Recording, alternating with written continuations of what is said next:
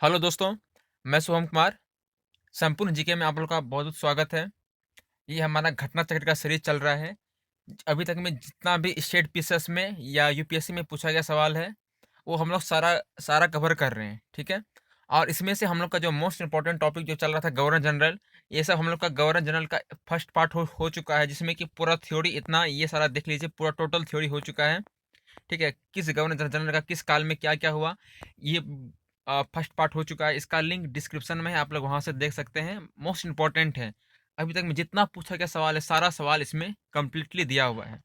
ठीक है, ये देखिए टोटल इतना हो चुका है। और इसके बाद इतना कुछ होने के बाद भी हम लोग लगभग 35 क्वेश्चन डिस्कस किए थे और फुल डिटेल के साथ। तो आप लोग अगर वो वीडियो नहीं देखें, लिंक डिस्क्रिप्शन में है, आप लोग वहां से देख सकते हैं।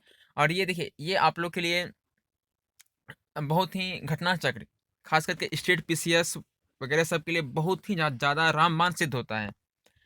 और आप लोग इसे ज़रूर देखें, और वीडियो अगर अच्छा लगे तो प्लीज़ लाइक और सब्सक्राइब जरूर कीजिए। ये सब हमारा क्वेश्चन हो चुका है। ठीक, अब हम लोग अपना 35 के बाद से आते 36 से आज लगभग हम लोग 80 क्वेश्चन देखेंगे। टोटली 80 से 85 क्वेश्चन देखेंगे, और इससे बाहर एग्जाम में पूछ ही नहीं सकता है।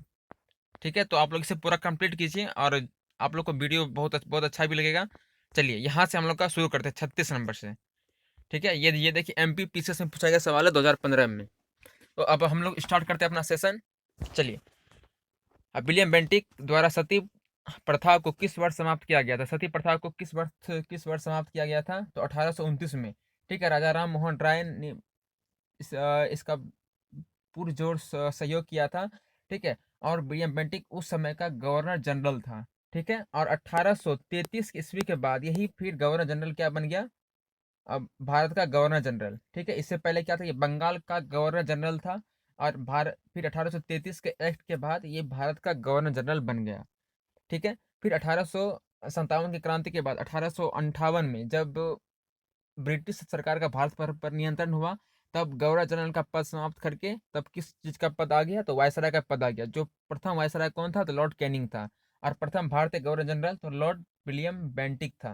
ठीक है, और प्रथम बंगाल का गवर्नर जनरल तो वारेन हेस्टिंग्स। अगर पूछे कि बंगाल का प्रथम गवर्नर कौन था, तो इसका जवाब आप लोग कमेंट में दीजिएगा। बंगाल का पहला गवर्नर कौन था? मोस्ट इंपोर्टेंट प्रश्न है। ठीक है, चलिए अब हम लोग आते हैं। अ, किस वर्ष बंगाल में दासों के निर्यात पर रोक लगा दिया गया था? किस वर्ष दासों के निर्यात पर रोक लगा दिया गया था? तो 1789 ईस्वी में। 1789 ईस्वी में दासों के निर्यात पर रोक लगा दिया गया था। ये देखिए झारखंड पीसीएस से पूछा गया सवाल है 2013 में। देखिए, ये 1789 की घोषणा द्वारा बंगाल से दासों का निर्यात बंद कर दिया गया था। देखिए अगला सवाल, लॉर्ड वेलेस्ली द्वारा अवध का अंग्रेज राज्यों में विलय निम्न में से किस रीति के आधार पर हुआ था? ये जो पिछले वाला वीडियो देखे हैं तो वो लोग तो इसका जवाब जवाब थोड़ा आसानी से दे सकते हैं, क्योंकि पूरा डिटेल हो चुका है। तो वह कुशासन के आधार पर है। ठीक है, ऑप्शन नंबर बी ये बिल्कुल सही हो जाएगा। ये देखिए 3 बार पूछा गया सवाल है यूपी पीसीएस में। देखिए लॉर्ड डलहौजी ने ये वाजिद अली साहब पर जो कुशासन का आरोप लगा करके 1856 में इसे अंग्रेजी राज्य में विलय कर लिया था। ठीक है, और इसके अंतर्गत सर्वप्रथम किसे विलय किया गया था? तो सतारा। एग्जाम में पूछा जाता है कि डल व्यक्तिगत सिद्धांत के अंतर्गत सबसे पहले किस राज्य का विलय हुआ था? ठीक है, तो सतारा। फिर जैतपुर है, संबलपुर है, बगात है, उदयपुर है, झांसी है, नागपुर है, करौली है। देखिए बगात रियासत का ब्रिटिश में विलय कब हुआ? बगात रियासत का ब्रिटिश में विलय कब हुआ? तो 1850 ईस्वी में। ठीक है, ये देखिए ऊपर में दिया हुआ भी है। बगात का 1850 में। ठीक है, और सतारा का 1848, जैतपुर और संबलपुर का 1849 में। ठीक है, अब देखिए ये झारखंड पीसीएस से पूछा गया सवाल है। अगला सवाल देखते हैं हम लोग। ब्रिटिश साम्राज्य में अवध का विलयन हुआ था, कब हुआ था? तो अभी देखिए ऊपर में आपको मैंने ऊपर में कंप्लीट हुआ था तो 1856 में हुआ था। देखिए अ, ये इसके बाद 1856 में हुआ था। ऑप्शन नंबर डी बिल्कुल सही है। ये देखिए यूपी पीसीएस में पूछा गया सवाल है। अब देखते हैं अगला सवाल। अधोलिखित युग्मों में से कौन युग्म सुमेलित है? अधोलिखित युग्मों में से कौन सा युग्म सुमेलित है? 1849 सतारा, 48 पंजाब, 56 अवध, 1855 झांसी का विलियन। ठीक है, तो ये देखिए ऊपर हम लोग देख लेते हैं, तो देखिए क्या था, झांसी का कब हुआ था, तो 1853। देख लीजिए यहाँ पर इस तरह से अगर याद रखें झांसी का, तो 1855। ठीक है, तो यहाँ पे ऊपर क्या था, 53 था, और जबकि यहाँ नीचे झांसी का 53 था, यहाँ जबकि 55 है। तो यहाँ पूछ रहा है कि कौन सा सही है, तो 1849 ये गलत है, ये भी गलत है, ये भी गलत है। अवध का 1856 में हुआ था, ऊपर भी हम लोगों ने इससे पिछले वाले क्वेश्चन में देखा था 1856। अवध क्योंकि इंपॉर्टेंट है। अगला सवाल देखते हैं हम लोग, निम्नलिखित में से किसने विलय की नीति नियोजित एवं क्रियान्वित की। किसने विलय की नीति, तो डलहौजी ने विलय की नीति स्टार्ट की थी। ठीक है, विलय की नीति ऑप्शन नंबर सी बिल्कुल सही है।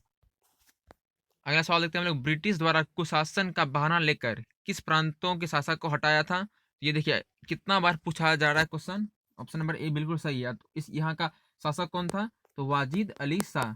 वाजिद अली शाह यहाँ के शासक थे, ये आप लोग याद रखिएगा। चलिए अगला सवाल देखते हैं हम लोग, भारत में ब्रिटिश शासन के दौरान निम्नलिखित राजसी राज्यों के विलय क्रम पर विस्तार कीजिए। राजसी राज्यों का सबसे पहले किसका विलय हुआ था, फिर किसका हुआ था, तो सबसे पहले किसका हुआ था, ऑप्शन नंबर 3, फिर 2, फिर 1, सबसे लास्ट में झांसी का हुआ था। तो 3 2 1। ठीक है, ये ऑप्शन के अकॉर्डिंग लास्ट में झांसी का हुआ था, 3 2 1, आप लोग इसे याद रखिएगा। ऑप्शन नंबर सी बिल्कुल सही है। ये देखिए 2004 में पूछा गया सवाल है आईएएस में। देखिए लॉर्ड डलहौजी की विलय नीति का प्रथम शिकार निम्न में से किसने हुआ, कौन हुआ था, तो ऑप्शन नंबर बी बिल्कुल सही है, 17।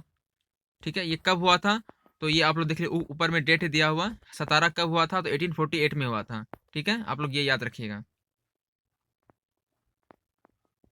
देख लीजिए, जेम्स एंड्रयूज रेमजे भारत के किस गवर्नर जनरल का वास्तविक नाम था, जेम्स एंड्रयूज। ये देखिए डलहौजी का वास्तविक नाम था। ठीक है, रेमजे। ठीक है, ये डलहौजी का वास्तविक नाम था। ये उत्तराखंड पीसेस में ये बहुत ही ज़्यादा डीप क्वेश्चन था, तो इतना क्वेश्चन डीप स्टेट पीसेस में इतना नहीं रहता है। उत्तराखंड पीसेस में पूछा गया सवाल है 2016 में। देखिए 1848 में लॉर्ड डलहौजी का, जिसे अर्ल ऑफ डलहौजी भी कहा जाता है, ये गवर्नर जनरल बनकर के भारत में आया था। चलिए अब देखते हैं, अंग्रेजों द्वारा सिंध विजय संपन्न हुआ था। सिंध विजय कब संपन्न हुआ था, तो ये किसके समय में हुआ था, ऑप्शन नंबर ए बिल्कुल सही है। ठीक है, ऑप्शन नंबर ए ये आपका सही है। चलिए अब हम अगला देखते हैं सवाल, सिंध पर ब्रिटिश ने कब्जा किया। सिंध पर ब्रिटिश ने कब कब्जा किया था, तो 1843 में। 1843 में सिंध पर ब्रिटिश ने कब्जा किया था। ये सब पूरा डिटेल हो चुका है फर्स्ट वाले वीडियो में, लिंक डिस्क्रिप्शन में है, आप लोग वहां से जरूर देखिए, कंप्लीट हो जाएगा पूरा गवर्नर जनरल। इसके बाद आपको कोई बुक पढ़ने का कोई भी जरूरी नहीं है। अब देखिए, निम्नलिखित में से कौन अवध का ब्रिटिश रेजिडेंट था जब अवध का ब्रिटिश साम्राज्य में विलय हुआ। कौन था, जेम्स आउटरम था। मोस्ट इंपोर्टेंट प्रश्न है ये वाला। ठीक है, मोस्ट इंपोर्टेंट प्रश्न है, जेम्स आउटरम था। देखिए 1848 में स्लीमैन के स्थान पर जेम्स आउटरम को अवध का ब्रिटिश रेजिडेंट बनाया गया। उन्होंने कहा कि यहाँ का प्रशासन जो है बहुत दूषित है, और यहाँ का जो जनता है उसकी जो अवस्था है बहुत शोचनीय है। ठीक है, और जेम्स आउटरम की रिपोर्ट पर ही इसे कुशासन का आरोप लगा करके इसे अपने राज्य में मिला लिया। ठीक है, चलिए अब अगला सवाल देखते हैं हम लोग, भारत में प्रथम रेलवे लाइन किस ब्रिटिश गवर्नर के समय में बिछाई गई थी। रेलवे लाइन से प्रश्न पक्का पूछा जाता है, तो ये डलहौजी के शासनकाल में ये रेलवे लाइन सबसे अधिक, सॉरी, डलहौजी के समय में रेलवे लाइन प्रथम रेलवे लाइन बिछाई गई थी। ठीक है, अब देखिए ये कहाँ से कहाँ तक, तो बम्बई से थाने तक 34 किलोमीटर की रेलवे लाइन बिछाई गई थी। ब्रिटिश गवर्नर कौन था, तो डलहौजी था। देखिए भारत में प्रथम रेल लाइन का निर्माण किन नगरों में हुआ था, तो ये बम्बई से थाने, ऑप्शन नंबर बी बिल्कुल सही है। ठीक है, भारत में पहली rail line 1853, option number A बिल्कुल सही है। ठीक, देखिए किस कंपनी ने सर्वप्रथम भारत में रेल यात्रा स्टार्ट की। रेल यात्रा किस कंपनी ने, तो ये पेनिनसुला रेलवे के द्वारा किया गया था, ऑप्शन नंबर बी में है, ग्रेट इंडियन पेनिनसुला रेलवे। ये मोस्ट इंपोर्टेंट प्रश्न है। ठीक है, ये छत्तीसगढ़ पीएससी से पूछा गया सवाल है। अब देखिए 1853 में बम्बई से बोरी बंदर स्टेशन से, जो बम्बई से थाने था, तो बम्बई में कहाँ से, तो बोरी बंदर स्टेशन से थाने के मध्य भारत में, थाने के मध्य भारत में सर्वप्रथम रेल यात्रा का प्रारंभ ग्रेट इंडियन पेनिनसुला रेलवे द्वारा किया गया था। ये आप लोग, ये पूरा जो लाइन है आप लोग इसे नोट कर लीजिएगा, ठीक है। इसमें लगभग 4 से 5 प्रश्न है, आप लोग इसे नोट कर लीजिएगा। ब्रिटिश भारतीय राज्यों ब्रिटिश भारतीय राज्य क्षेत्र का अंतिम प्रमुख विस्तार हुआ था, तो किसके समय में हुआ था? तो डफरिन के समय में हुआ था। डफरिन के समय में हुआ था। आप लोग डफरिन से कुछ क्वेश्चन है कि इसके समय में क्या हुआ था, तो आईएनसी की स्थापना हुई थी 1885 में, यानी कि भारतीय राष्ट्रीय कांग्रेस की स्थापना हुई थी। अब इसका जो इसमें कुछ क्वेश्चन है, आप लोग इसका इसका जवाब कमेंट में दीजिएगा कि भारतीय राष्ट्रीय कांग्रेस का संस्थापक कौन था, और प्रथम अध्यक्ष कौन थे, और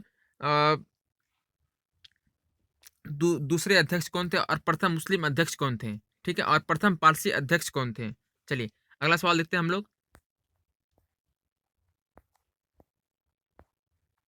पब्लिक वर्क्स डिपार्टमेंट को 1845 से 1855 के दौरान स्वरूप देने वाले थे।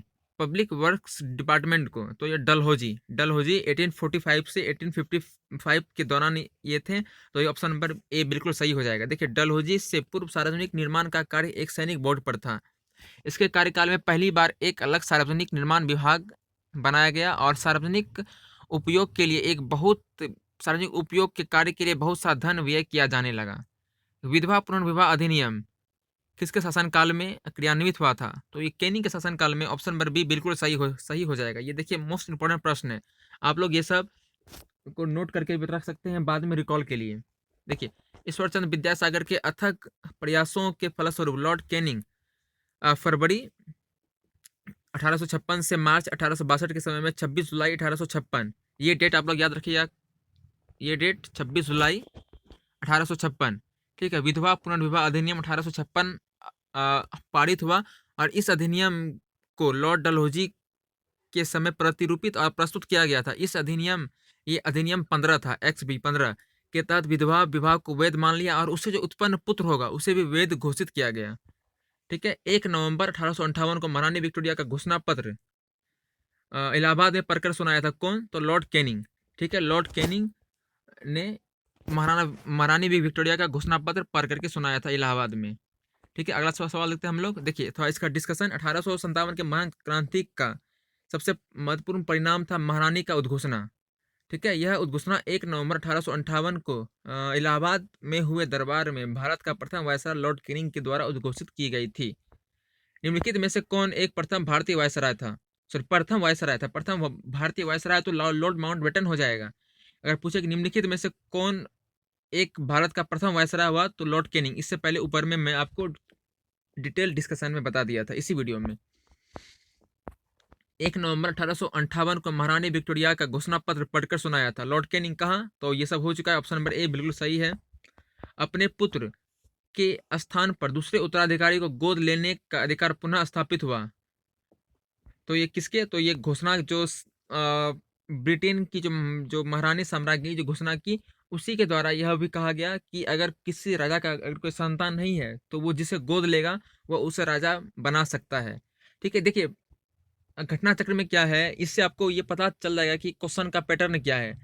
क्वेश्चन रिपीट ही हो रहा है। जैसे कि ये देखिए क्वेश्चन था कि ऊपर जो क्वेश्चन था कि घोषणा पत्र को किसने पढ़ा, तो विलियम बेंटिक ने, ठीक है। लॉर्ड कैनिंग ने। और उसके बाद कहाँ पढ़ा, यहाँ पर देखिए सवाल में था कहाँ, तो ये देखिए यहाँ पर वही सेम क्वेश्चन को रिपीट कर दिया है कि लॉर्ड कैनिंग ने कहाँ पर करके सुनाया था। ऑप्शन नंबर ए, ठीक है। तो इस तरह से क्वेश्चन को उल्टा पुल्टा करता है, इसलिए घटना चक्र बहुत ही ज़्यादा इंपॉर्टेंट है। अब देख लीजिए ऑप्शन नंबर डी इसका बिल्कुल सही हो गया। महारानी विक्टोरिया को भारत के साम्राज्ञी नियुक्त किया गया। देखिए फिर क्वेश्चन रिपीट है, साम्राज्ञी नियुक्त किया गया तो 1877 में। देखिए राजसी उपाधि अधिनियम, ठीक है। राजसी उपाधि अधिनियम ब्रिटिश संसद द्वारा 1876 में पारित हुआ। इस अधिनियम के तहत महारानी विक्टोरिया को 1 जनवरी 1877 को दिल्ली दरबार में भारत के साम्राज्ञी घोषित किया गया। इस प्रकार सम्राट एडवर्ड 7 को वर्ष 1903 में तथा जॉर्ज 5 को वर्ष 1911 में भारत का सम्राट घोषित किया गया। अगला सवाल देखते हैं हम लोग। निम्नलिखित में किस गवर्नर जनरल ने भारत में दास प्रथा को समाप्त किया? तो किसने? ऑप्शन नंबर बी बिल्कुल सही हो जाएगा, ठीक है, ऑप्शन नंबर बी। अगला सवाल देखते हैं हम लोग। देखिए कितना आती है, 3 बार पूछा गया सवाल है। तो 1848 के एक्ट के द्वारा अब भारत के तत्कालीन गवर्नर लॉर्ड एलेनबरो ने दास प्रथा का उन्मूलन किया। इसका कार्यकाल 1842 से 44 ईस्वी तक था। निम्न युग्मों में से कौन सा सही सुमेलित है? Lord Cornwallis, Lord Wellesley, Lord Dalhousie, Lord Canning. देखिए इसमें से कौन सा सही सुमेलित है? देखिए अस्थाई बंदोबस्त कॉर्नवालिस, ये आपका सही है। देखिए इससे याद करने का ट्रिक क्या है? देखिए कॉर्नवालिस, कॉर्नवालिस क्या है? यानी कि कान है, ठीक है। कॉर्नवालिस में देखिए कॉर्नवालिस लिखते हैं वालिस, ठीक। इससे अगर हम मिटाते हैं, देखिए पहले सो हट गया, फिर लो दीर्घिकार, फिर वो, फिर देखिए कान बचा, कान। और कान क्या है हमारा? हमेशा अस्थाई रहता है एक ही जगह, ठीक है। तो इससे अस्थाई बंदोबस्त, इसी तरह से आप लोग याद भी कर सकते हैं। और लॉर्ड वेलेस्ली के समय में ये नहीं हुआ था सहायक संधि। सहायक संधि लॉर्ड वेलेस्ली के समय में हुआ था, और लॉर्ड डलहौजी के समय में। देखिए ये उल्टा पुल्टा हो गया है, इसलिए ये सब तो तीनों गलत ही है, ये सही है। वेलेस्ली के समय में सहायक संधि हुआ था। और भारतीय राष्ट्रीय कांग्रेस की स्थापना तो मैं आपको बताया था किसके समय में? डफरिन के समय में हुआ था, ठीक है। चलिए अगला देखते हैं प्रश्न हम लोग। कौन सुमेलित नहीं है? ठीक है, कौन सुमेलित नहीं है? अभी मैं आपको ऊपर बताते, कॉर्नवालिस अस्थाई बंदोबस्त, ये तो खैर सुमेलित है। वेलेस्ली ऊपर में जस्ट बताए सहायक संधि, ये भी सही है। डलहौजी बेबकत का सिद्धांत, ये भी सही है। लॉर्ड केनिंग उच्चतम निष्क्रियता, ये बिल्कुल गलत है, ठीक है, ये बिल्कुल गलत है। ऑप्शन नंबर डी बिल्कुल गलत है। देखिए अस्थाई बंदोबस्त, फिर से रिपीटेड क्वेश्चन है। अस्थाई यानी कान अस्थाई रहता है, तो कॉर्नवालिस ऑप्शन नंबर बी बिल्कुल सही है। देखिए निम्नलिखित में से कौन सम्मिलित नहीं है? कॉर्नवालिस अस्थाई बंदोबस्त, ये देखिए कितना रिपीट हो रहा है अस्थाई बंदोबस्त। कॉर्नवालिस ये सही है। वेलेस्ली साइंस ने ये भी सही है, ये भी मैं आपको 2 बार बता चुका हूँ। लॉर्ड हेस्टिंग्स द्वितीय आंग्ल मराठा, ये गलत है, ठीक है। द्वितीय आंग्ल मराठा लॉर्ड हेस्टिंग्स के समय में नहीं हुआ था। लॉर्ड विलियम बेंटिक, ये तो 1829 में जो सती सती प्रथा को जो बंद किया था, ये तो आपका 36वां या 37वां क्वेश्चन में मैंने आपको बताया था, ठीक है। ऑप्शन नंबर सी बिल्कुल गलत है, ठीक है। देखिए इसका थोड़ा डिटेल देखते हैं। द्वितीय आंग्ल आंग्ल मराठा युद्ध 1803 से 1805 ईस्वी के बीच हुआ था, और लॉर्ड वेलेस्ली के काल में हुआ था, ठीक है। यहाँ पे क्या दिया है? लॉर्ड हेस्टिंग्स है, ठीक है। लॉर्ड हेस्टिंग्स के काल में तृतीय और अंतिम आंग्ल मराठा युद्ध हुआ था। तृतीय आंग्ल मराठा युद्ध में मराठा के पराजय के पश्चात लॉर्ड हेस्टिंग्स ने पेशवा की गद्दी 1818 में समाप्त कर दी, तथा पश्चिम भारत में स्थित पेशवा का समस्त प्रदेश बम्बई प्रेसिडेंसी में सम्मिलित कर लिया गया। इसके अतिरिक्त कंपनी ने बुंदेलखंड, मालवा तथा शेष भारत पर राजनीतिक अधिकार कर लिया, तथा तीनों युग में सही है। पेशवाई को कब समाप्त किया? देखिए ऊपर में अभी जस्ट हुआ है, ये कब समाप्त किया? तो 1818 ईस्वी में, ठीक। ऑप्शन नंबर बी बिल्कुल सही है। देखिए निम्नलिखित में से किसने राजपूताना की देशी रियासत के साथ वर्ष 1817 से 18 को अधीनस्थ संधि की बातचीत की? तो चार्ल्स मेटकॉफ ऑप्शन में बिल्कुल सही है। देखिए इसका थोड़ा डिटेल देखते हैं। राजपूताना की रियासत के साथ वर्ष 1817 से 18 के अधीनस्थ संधि की वार्ता चार्ल्स मेटकॉफ ने की। लॉर्ड हेस्टिंग्स ने राजपूताना पर ब्रिटिश सर्वोच्चता तथा मराठा और पिंडारियों के प्रति राजपूताना की सुनिश्चित की करने के लिए दिल्ली के तत्कालीन रेजिडेंट चार्ल्स मेटकॉफ को वार्ताकार बनाया था। इनमें से कौन सुमेलित नहीं है? ठीक है, कौन सुमेलित नहीं है? कॉर्नवालिस ये सही है। विलेस्ली ये सही है। सर जॉन सोर आंग्ल नेपाल युद्ध, ये गलत है। लॉर्ड हेस्टिंग्स तृतीय आंग्ल मराठा युद्ध, देखिए ऊपर में सारा कंप्लीट हो चुका है। ऑप्शन नंबर सी ये बिल्कुल गलत है, ठीक है। देखिए तृतीय आंग्ल मराठा युद्ध, सॉरी हाँ, आंग्ल आंग्ल मराठा युद्ध तो 3 युद्ध हुआ था। देखिए आंग्ल नेपाल युद्ध का अगर बात करते हैं, तो ये 1814 से 16 के बीच में हुआ था, और इसी में जो सुगोली की संधि हुई थी, तो ये आंग्ल नेपाल युद्ध के बीच हुई थी, ठीक है। और इसके समय में कौन था गवर्नर? तो लॉर्ड हेस्टिंग्स गवर्नर था, ठीक है। और ये जो 1815, कभी कभी 1815 भी रहेगा, क्योंकि 2 दिसंबर 1815 में इसका लेखन हो चुका था कि अब ये संधि होगी, लेकिन ये 1815 सॉरी 1815 में ना हो करके, देखिए मैं यहाँ पर थोड़ा सा बोला सही लेकिन लिखा गया गलत। देखिए आंग्ल नेपाल युद्ध जब हुआ था, तो आंग्ल नेपाल युद्ध में तो नेपाल तो हार ही गया था, ठीक है। तो उसके बाद नेपाल जब हार गया था, तो 2 दिसंबर 1815 ईस्वी को एक लेखनबद्ध हुआ, लेखबद्ध हुआ, जो कि इसमें कहा गया क्या है कि नेपाल का क्षेत्र कहाँ से कहाँ तक है, ठीक है? जो कि उत्तर में, सॉरी, हाँ, पश्चिम उत्तर में उत्तराखंड के साइड काली नदी और सिक्किम के तरफ मेची नदी का जो उसका क्षेत्र निर्धारित किया। उस समय कौन था? तो लॉर्ड हेस्टिंग्स था शासक, ठीक है?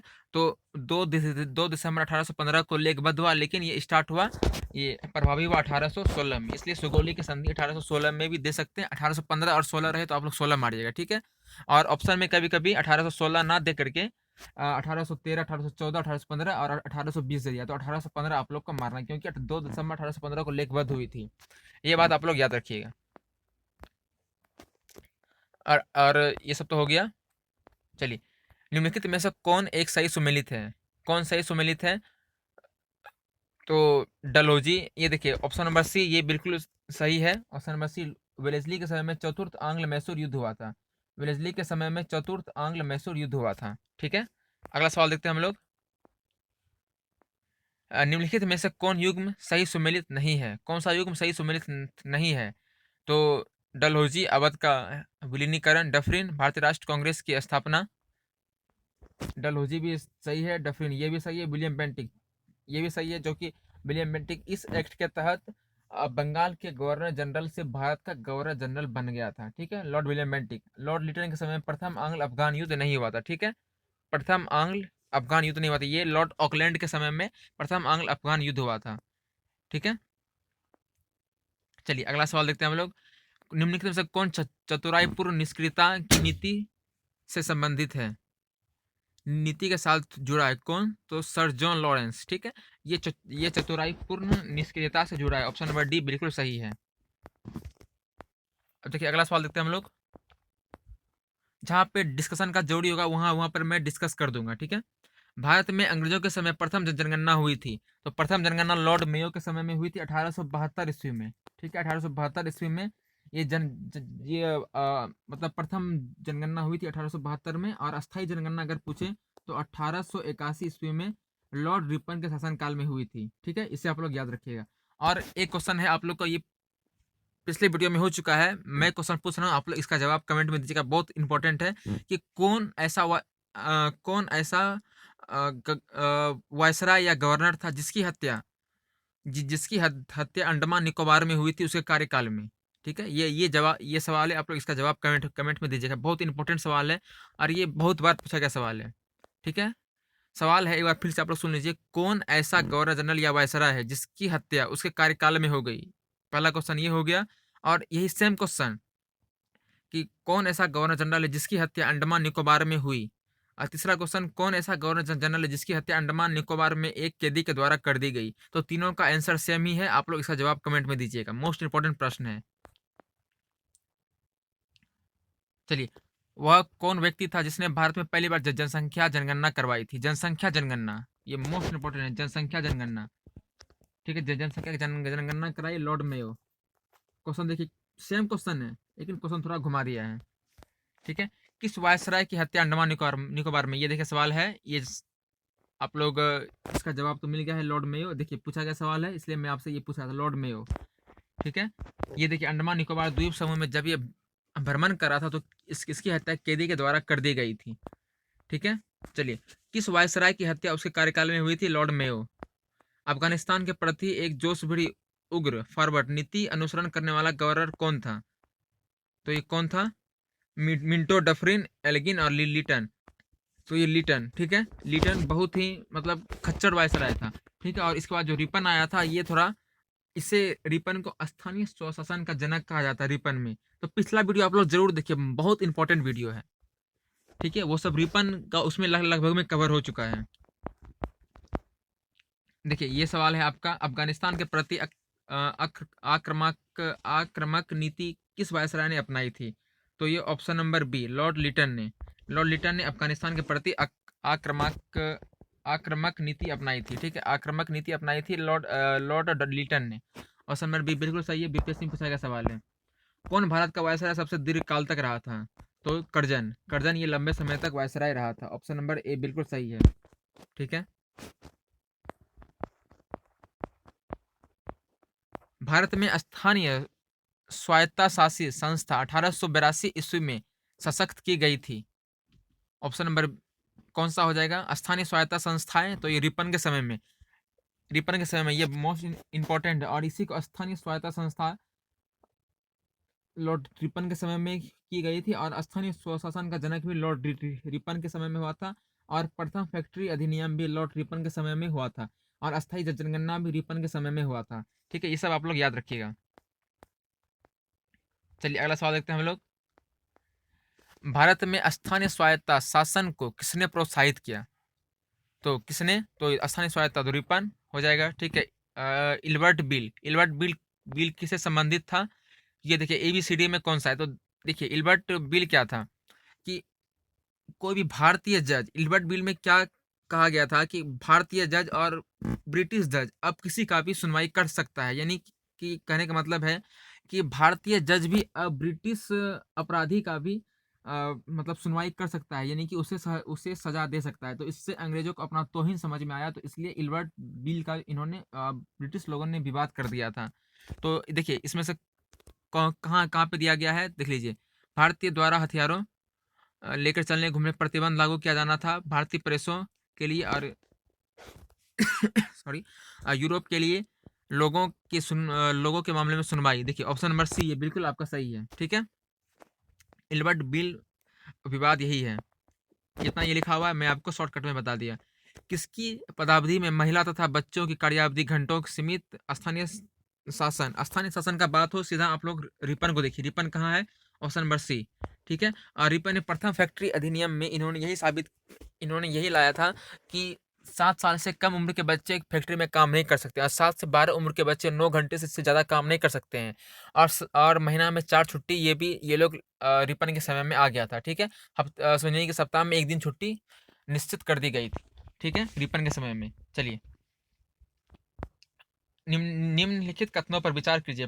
फैक्ट्री अधिनियम 1881 औद्योगिक कामगारों की मजदूरी नियत करने के लिए और कामगारों को मजदूर संघ बनाने देने के लिए दृष्टि पर विचार किया गया था।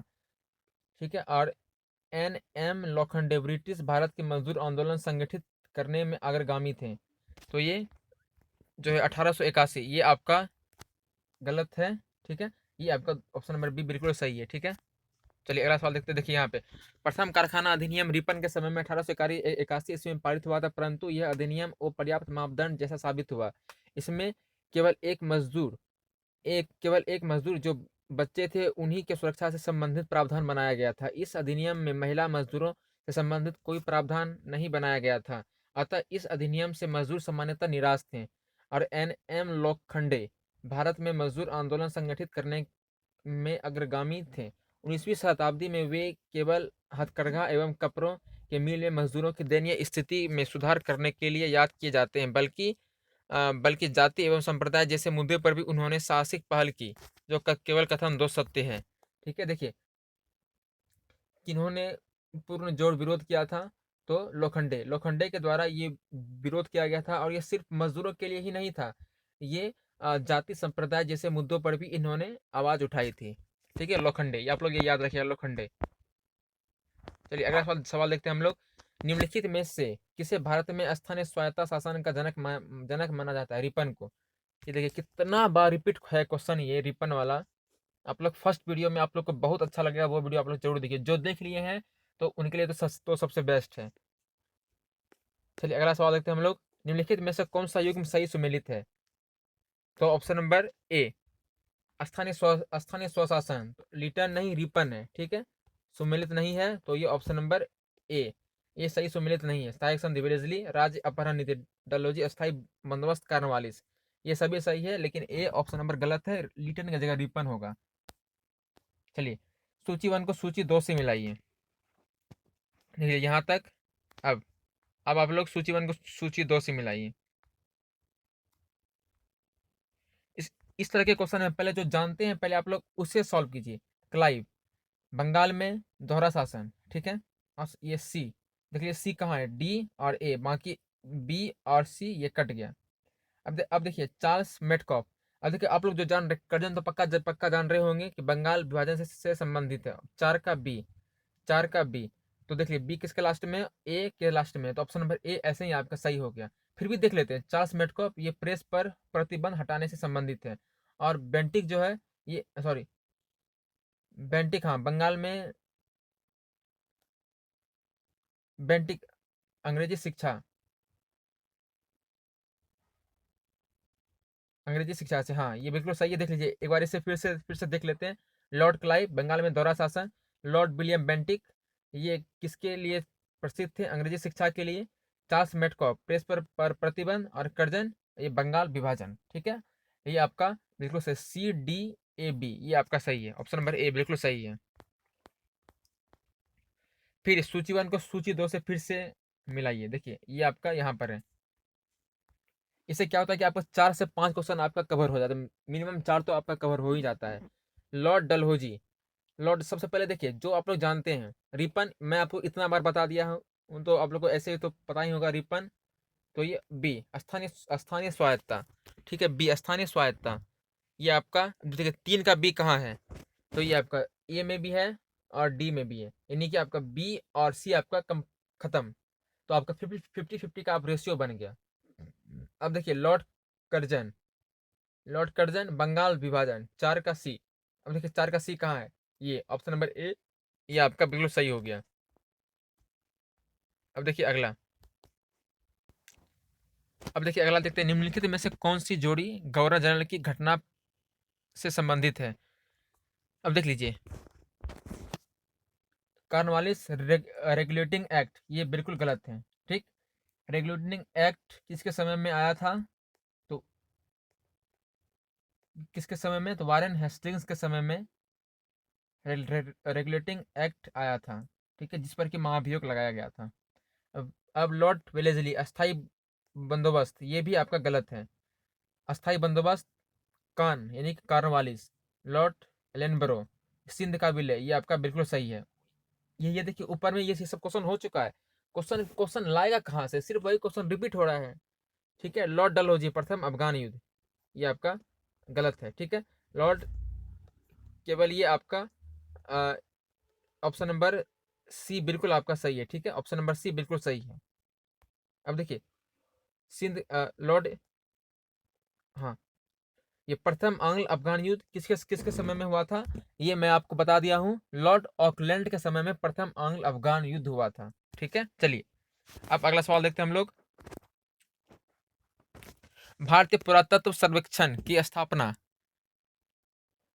किसके काल में हुई थी, Warren Hastings, Wellesley, Curzon, William Bentinck. तो ये ऑप्शन नंबर सी, ये भारतीय पुरातत्व की स्थापना लॉर्ड कर्जन के समय में हुई थी, ऑप्शन नंबर सी ये आपका बिल्कुल सही है। देखिए भारतीय पुरातत्व संरक्षण संबंधी प्रयास 1784 में कलकत्ता की विलियम जोन्स द्वारा एशियाटिक सोसाइटी की स्थापना की गई थी, ठीक है, ये पूछा गया प्रश्न है। और फिर 1861 में लॉर्ड केनिंग द्वारा अलेक्जेंडर कनिंघम को प्रथम पुरातात्विक सर्वेक्षक नियुक्त किया गया था, तथा 1871 ईस्वी में पुरातात्विक सर्वेक्षण के लिए सरकार में अलग विभाग बनाया गया। लॉर्ड कर्जन के कार्यकाल के दौरान 1901 में भारतीय पुरातत्व सर्वेक्षण को एकीकृत कर केंद्रीकृत स्वरूप देते हुए जॉन मार्शल को इसका नया महानिदेशक नियुक्त कर दिया गया। ऑप्शन नंबर, ये आप लोग समझ गए, ठीक। भारतीय पुरातत्व सर्वेक्षण का प्रथम महानिदेशक कौन था, ये देखिए आपका ये मोस्ट इंपोर्टेंट प्रश्न है। भारतीय पुरातत्व सर्वेक्षण का प्रथम महानिदेशक कौन था, तो सर जॉन मार्शल था, ये आपका बिल्कुल सही है, ये आप लोग को याद रखना है। चलिए अगला सवाल है, भारतीय पुरातत्व सर्वेक्षण की स्थापना के समय वायसराय कौन था, लॉर्ड कर्जन, ठीक है, ऑप्शन नंबर ए बिल्कुल सही है। निम्नलिखित में से किसने पुरातत्व सर्वेक्षण विभाग की स्थापना की, लॉर्ड कर्जन। अच्छा, ये स्थापना की 1871 में पुरातत्व सर्वेक्षण विभाग बनाया गया, और उस समय governor general earl of Mayo था, ठीक है, तथा Duke of secretary of state थे, ठीक है। ये सब ये क्वेश्चन उस समय के लिए विवादित क्वेश्चन था, इसलिए छत्तीसगढ़ पीसीएस इसे मतलब निरस्त कर दिया था। चलिए अगला सवाल देखते हैं हम लोग। प्राचीन स्मारक संरक्षण एक्ट किस गवर्नर जनरल के कार्यकाल में हुआ? प्राचीन स्मारक संरक्षण एक्ट किस गवर्नर जनरल के कार्यकाल में हुआ? मिंटोक, लिलिथगो, केनिंग, कर्जन। कर्जन के समय में हुआ था, ठीक है। इसी के समय में जो पुराने सामान था उसे खोद खोद करके निकाला जाने लगा था, ठीक है, इसी के समय में। चलिए अगला सवाल देखते हैं हम लोग। भारत में तुलना कर्जन के प्रशासन की तुलना औरंगजेब से किसने की थी? तो ये गोपाल कृष्ण गोखले के द्वारा इसकी तुलना की गई थी, ठीक है, कर्जन की तुलना। ये बहुत ही इंपॉर्टेंट प्रश्न है। और गोपाल कृष्ण गोखले किसके राजनीतिक गुरु थे? महात्मा गांधी के राजनीतिक गुरु थे, ठीक है। चलिए अगला सवाल देखते हैं हम लोग। भारत में ब्रिटिश साम्राज्य के दौरान निम्नलिखित वायसराय पर विचार विचार कीजिए। पहले वायसराय कौन थे? तो ये इसका कार्यकाल आप लोग को याद रखना है, ठीक है। कर्जन, चेम्सफोर्ड, हार्डिंग और इरविन। तो ये कौन सा हो जाएगा? ये ये आपका सभी लॉर्ड इरविन। ये आपका एक, दो, सॉरी एक, कर्जन के बाद लॉर्ड हार्डिंग आया था, फिर चेम्सफोर्ड आया था, फिर इरविन आया था, ठीक है। ऑप्शन नंबर ए आपका सही होना चाहिए। हाँ, 1 2 3 4 ये आपका सही है, ठीक है। अगला सवाल देखते हैं हम लोग। सैनिक प्रशासन 1905 के संदर्भ में कौन सा कथन सही है? लॉर्ड कर्जन ने प्रांतीय स्वायत्तता को पुनर्गठित करने का प्रयास किया, पुनर्गठित करने का निर्णय लिया, पूर्वी बंगाल और असम नामक एक नया प्रांत बनाया। तो ये 1 और 2 दोनों सही है, ठीक है, 1 और 2 दोनों आपका सही है। चलिए, फूट डालो और राज करो की रणनीति किसने अपनाई थी? कर्जन और मिंटो, ये दोनों के द्वारा फूट डालो और राज करो की नीति अपनाई गई थी, ये दोनों के द्वारा। चलिए अगला सवाल देखते हैं हम लोग। मुझे विश्वास है कि कांग्रेस अपने विनाश की तरफ जा रही है और मेरी यह बड़ी इच्छा है कि भारत में रहते इसकी शक्तियां निधन के लिए मैं सहायक बनूं, यानी कि कांग्रेस पूरा खत्म हो जाए मेरे सामने में। ये किसने कहा था? तो ये कर्जन के द्वारा कहा गया था। ये बीपीएससी में पूछा गया प्रश्न है, ठीक है। अगला सवाल। इनमें से किस गवर्नर जनरल ने सबसे पहले पृथक निर्वाचन मंडल की व्यवस्था मुसलमानों को जीतने व उन्हें कांग्रेस के विरुद्ध करने के लिए इस्तेमाल की? तो लॉर्ड मिंटो के द्वारा किया गया था, ठीक है, 1909 के अधिनियम के द्वारा। अगला सवाल 100 क्वेश्चन है। निम्नलिखित में से कौन भारत का एकमात्र यहूदी वायसराय था? यहूदी वायसराय, ये मोस्ट इंपॉर्टेंट है, रीडिंग, ठीक है। लॉर्ड रीडिंग एकमात्र यहूदी वायसराय था। ये प्रश्न बहुत यूनिक प्रश्न है, आप लोग इसे याद रखिएगा। यहूदी वायसराय, देख लीजिए, भारत का एकमात्र यहूदी वायसराय लॉर्ड रीडिंग था और इसी के समय में चोरी चोरा कांड हुआ था और स्वराज पार्टी का गठन भी हुआ था और रॉलेट एक्ट का निरसन भी हुआ था। चलिए अगला सवाल देखते हैं हम लोग। निम्नलिखित युग्मों में से कौन सा एक युग्म सही सुमेलित नहीं है? Pitt's India act, Warren Hastings, doctrine of lapse, Dalhousie, vernacular press act, Curzon और इल्बर्ट बिल, ये रिपन। तो ये भी सही है, डॉक्ट्रिन ऑफ लैप्स ये भी सही है, वर्नाक्यूलर प्रेस एक्ट ये गलत है। ऑप्शन नंबर डी ये आपका सही है, ठीक है। तो जो सही है उसे आप लोग नोट कर लीजिए, ठीक है। वरना अब देखिए, वर्नाक्यूलर प्रेस एक्ट ये प्रथम इसे भारतीय भाषा समाचार पत्र अधिनियम 1878 ईस्वी में लॉर्ड लिटन के काल में पारित हुआ। इस अधिनियम को मुंह बंद करने वाला अधिनियम भी कहा गया और सरकार अवांछनीय विषयों को प्रकाशित करने के अपराध में संबंध पत्र को चेतावनी दे सकती थी अथवा उसे जमानत ले सकती थी, ठीक है, और जमानत को जब्त भी कर सकती थी, ठीक है। चलिए अगला सवाल। और ये देखिए आपका यहाँ पर ये प्रश्न पूछा गया है, इस अधिनियम को आकाश से वज्रपात किसने कहा था? तो सुरेंद्र नाथ बनर्जी के द्वारा आकाश से वज्रपात कहा गया था। मोस्ट इंपॉर्टेंट प्रश्न है ये भी आपका, ठीक है। निम्नलिखित में से कौन सा युग्म सही सुमेलित है, सॉरी कौन सुमेलित नहीं है? ठगी का दमन, विलियम बेंटिक, इल्बर्ट मिल, रिपन, ये भी सही है। रिंग फेंस की नीति, वारेन हेस्टिंग्स और वर्नाक्यूलर प्रेस एक्ट, ये कर्जन के समय में वर्नाक्यूलर प्रेस एक्ट नहीं लाया गया था, ठीक है। देख लीजिए, वर्नाक्यूलर प्रेस एक्ट ये लॉर्ड लिटन के समय में लाया गया था। चलिए अगला सवाल देखते हैं हम लोग। ब्रिटिश भारत की राजधानी का कलकत्ता से दिल्ली स्थानांतरण किसके काल में हुआ था? तो ये लॉर्ड हार्डिंग के काल में कलकत्ता से दिल्ली स्थानांतरण हुआ था, ठीक है। और इसी समय बंगाल से भी बिहार को पृथक किया गया था, यानी कि अलग किया गया था। चलिए अगला सवाल, सही जोड़े बनाइए तथा नीचे दिए गए कूट में सही चुनिए, ठीक है। चूक का सिद्धांत, ये देखिए आपको जोड़ा जोड़ा आप लोग को मिलाना है। देखिए पहले जो जानते हैं इस तरह के प्रश्न में पहले उसे सॉल्व कीजिए, ठीक है। देखिए बंगाल विभाजन कर्जन, बी का वन, देखिए बी का वन कहाँ है, यानी कि ए और डी आपका गलत है, बी और सी में ही कोई होगा, ठीक है। अब देखिए बंगाल में दोहरा शासन क्लाइव, दो। अब देखिए कि सी का दो कहाँ है, ऑप्शन नंबर सी, ऐसे ही आपका ये सही हो गया। इसी तरह से आप लोग इस तरह के प्रश्न को सॉल्व कीजिएगा तो गलती होने का चांस बहुत ही कम हो जाता है, ठीक है। अब देखिए सूची वन को सूची दो से फिर से मैच कीजिए, ये देखिए इस तरह में। बंगाल में फोर्ट विलियम प्रेसिडेंसी का गवर्नर जनरल, तो ये तो लंबा चौड़ा प्रश्न है, ऑप्शन नंबर ए इसका बिल्कुल सही है, इसे आप लोग स्लो करके देख लीजिएगा। अगला प्रश्न, सूची वन को सूची दो से सुमेलित कीजिए। ये देखिए ऊपर में हो चुका था, कैसे, तो देखिए इसमें फिर आप लोग जो जान रहे पहले उसे देखिए। अवध 1856 में अवध को किया गया था। अब देखिए सी का फोर कहाँ है, सी का फोर ये आपका बी सी डी तीनों में है सी का फोर, ठीक है। बी सी डी तीनों में आपका सी का फोर है। अब देखिए सतारा, सतारा को कब मिलाया गया था, तो 1848 में।